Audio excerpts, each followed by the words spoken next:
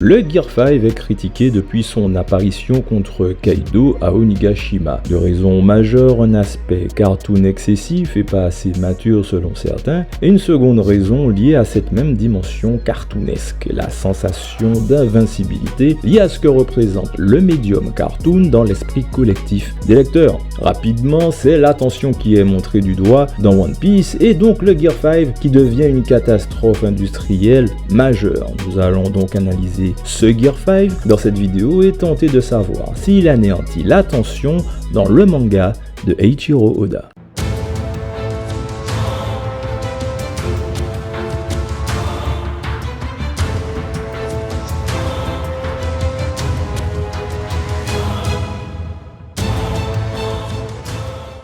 Sur cette chaîne, j'analyse le récit, la narration et les personnages dans One Piece. Je partage avec vous ma passion des histoires et de leur construction. Laissez un like, abonnez-vous, activez la cloche et laissez un commentaire. Ça m'aide grandement à proposer un contenu plus intéressant, mais surtout différent. Je souhaite que vous gardiez en tête que les mangas sont des œuvres qui existent pour divertir et au mieux nous inspirer. Alors, bon visionnage.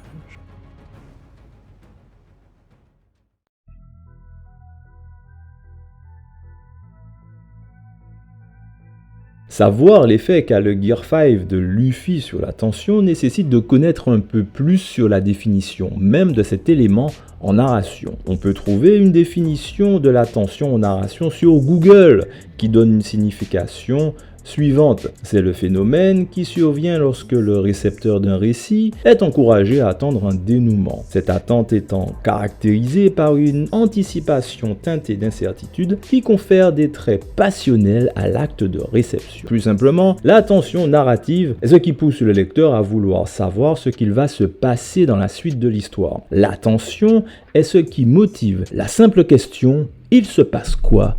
après. Cette tension, si elle est bien exécutée par l'auteur, va pousser le lecteur à tourner les pages et arriver au bout de l'histoire. En gros, si tu attends patiemment chaque livre d'une saga, que tu tournes les pages frénétiquement, que tu attends avec impatience la sortie de chaque tome ou de chaque chapitre hebdomadaire de ton manga préféré, il est fort à parier que la tension est présente, qu'elle est idéale, mais que tu n'en as même pas conscience. Même si on connaît globalement la définition de la tension, il faut aussi savoir qu'il y a deux types de tension. La tension narrative, qu'on a définie précédemment, mais il y a aussi la tension dramatique. La tension narrative rythme de manière macroscopique, globale le récit avec des pivots narratifs. Mais la tension dramatique, elle, est plus orientée vers le personnage et ses conflits intérieurs et ou ses évolutions. Faut savoir que le drame est un code de maturité. Le drame permet au personnage d'évoluer par des pivots dramatiques. La tension dramatique va utiliser des éléments de peur, de doute, de réflexion, d'échec, de danger et bien d'autres pour augmenter la pression sur le personnage et ainsi forcer, impulser le changement positivement ou négativement ou alors justifier simplement le statu quo. Attention,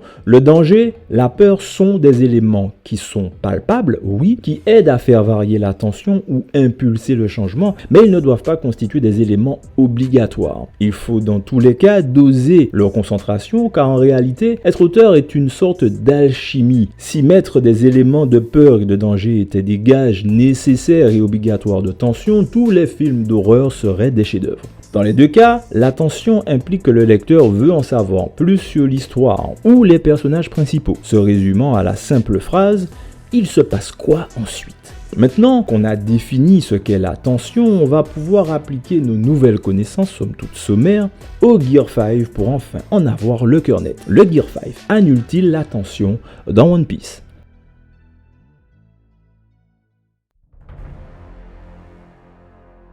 Le Gear 5 est avant toute chose un power-up, une évolution du pouvoir de Luffy et de son fruit du démon.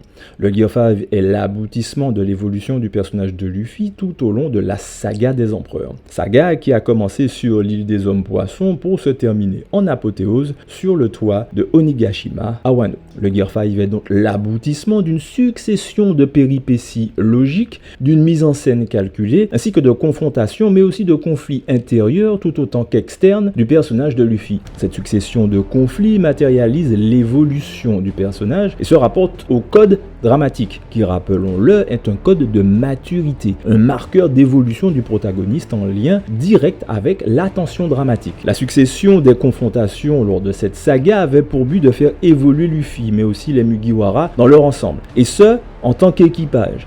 Chaque étape, chaque arc, chaque confrontation avait pour objectif d'amener une évolution chez le personnage de Luffy, mais aussi chez son équipage. Pour ce qui est de la tension narrative, le Gear 5 arrive au bout de l'épilogue de Wano Onigashima. Il était nécessaire que ce power-up soit bien amené, qu'il soit bien présenté pour la suite de l'histoire, ce qui de mon point de vue a été bien exécuté. Le power-up Gear 5 est la seule évolution de puissance qui était réellement à la portée de Luffy à ce moment-là, mais il est très bien amené depuis Dressrosa et le concept d'éveil teasé par Doflamingo et avec du recul, si on regarde bien, par Crocodile déjà à Alabasta au début du manga. De même, le combat Big Mom contre Kid Elo constitue un élément de rappel mais aussi d'introduction à Onigashima de ce concept d'éveil de fruits du démon. Quand ces derniers en parlent en plein combat, c'est la manière que l'auteur a de réintroduire le concept d'éveil de fruits du démon alors que le Haki était au cœur des power-ups de Luffy à ce moment-là lors de cet arc Wano. Haki des rois revêtus et projection de Haki de l'armement. Wano constituait essentiellement la fin de l'apprentissage du Haki sous diverses maîtrises et diverses formes. La partie Onigashima, quant à elle, a donné la part belle aux fruits du démon. On voulait tous savoir quel serait l'éveil du Gomu Gomu no Mi en ajoutant de l'intensité à la tension narrative globale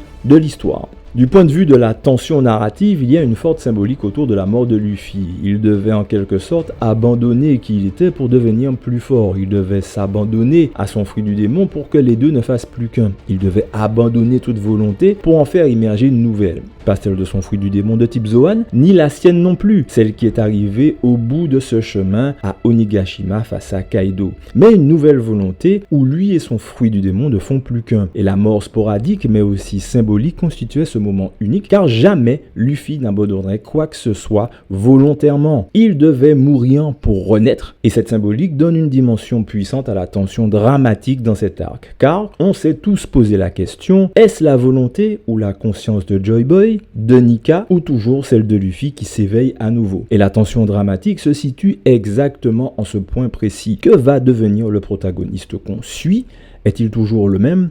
Ou alors un autre, permettant de donner encore plus de poids et d'intensité à la tension narrative, relançant les mystères autour de Joy Boy, autour de Nika, des éléments de l'histoire globale de One Piece. Le Gear 5 est comme un entonnoir qui va concentrer les tensions dramatiques et narratives dans les faits. Toutefois, les spoils, les théories, et comme on le dit sur Twitter, les agendas personnels de certains lecteurs peuvent entamer le ressenti de la tension globale et polariser les avis sur le Gear 5. Et bien évidemment, le pointer du doigt comme étant un problème. Mais c'est aussi le personnage de Kaido ainsi que la scénarisation de sa chute qui concentre les critiques sur le Gear 5.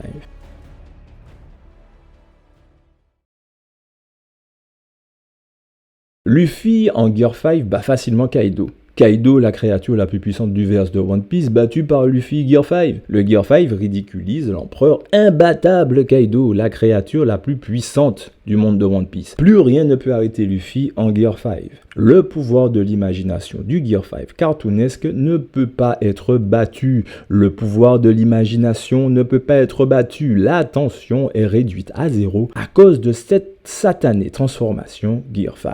Ce sont des échantillons de critiques à l'égard du Gear 5 que je ne partage pas mais qui sont ressentis comme tels par des lecteurs de One Piece. Peut-on leur en vouloir? Selon moi, oui et non. Oui, car on est seul responsable de ses attentes personnelles ainsi que de leurs conséquences. Non, car le personnage de Kaido, entre autres, est présenté comme le top de la puissance dans le manga. Celui qui le bat est donc le plus puissant du verse, mettant le power-up de Luffy dans le top 3 des transformations les plus cheatées du manga. Encore une fois, je ne partage pas ces critiques car la mise en scène de la chute de Kaido est assez équivoque pour moi, pour ne pas basculer dans l'excès. Les Mugiwara ont roulé sur Kaido. Pour voir mon avis un peu plus en profondeur sur cette dernière phrase, suivez le lien en haut à droite de ma vidéo sur cette analyse thématique. Ils ont roulé sur Kaido. Oda a théâtralisé la chute d'un Kaido qui s'est lui-même mis un handicap sur le dos, l'île entière d'Onigashima, où, on l'oublie, se déroulait l'intégralité des combats de cette fin d'arc.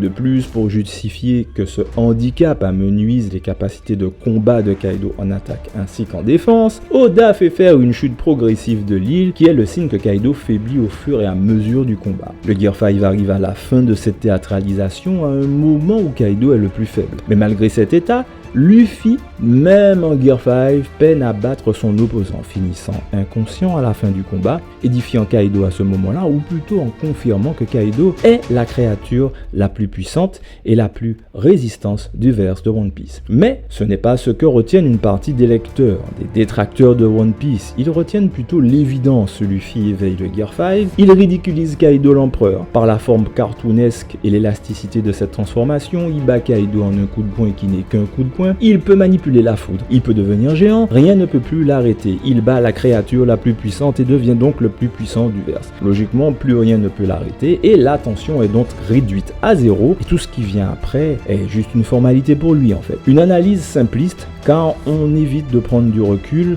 pour l'analyser correctement. C'est ici que l'arc de Egghead prend tout son intérêt, juste à la suite de Onigashima, car l'un des objectifs de cet arc est de reset la tension narrative ainsi que la tension dramatique qui a atteint son paroxysme à la fin d'Onigashima avec la chute de Kaido.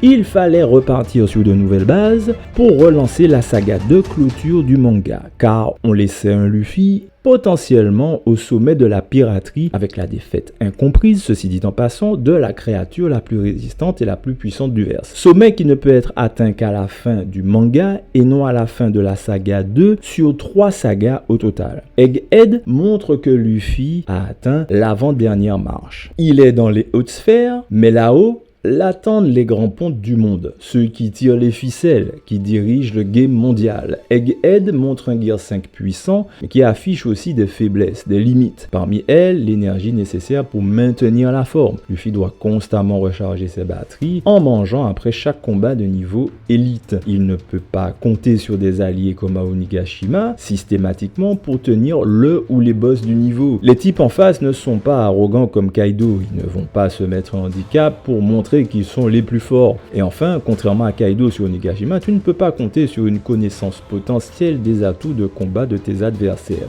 Ils vont te surprendre avec leur pouvoir secret pour te battre. Egghead est en partie là pour remettre les pendules à l'heure. Le Gear 5 est puissant, mais ce n'est pas l'aboutissement de la force de Luffy et il a encore des faiblesses. Il doit encore progresser. Egghead permet aussi de recommencer à se poser la fameuse question essentielle qui renseigne sur la tension globale et sa qualité dans l'histoire. Rappelez-vous, il se passe quoi maintenant? Il se passe quoi après, permettant de refaire monter cette tension progressivement pour le bouquet final de cette saga finale, car beaucoup de choses sont encore à découvrir.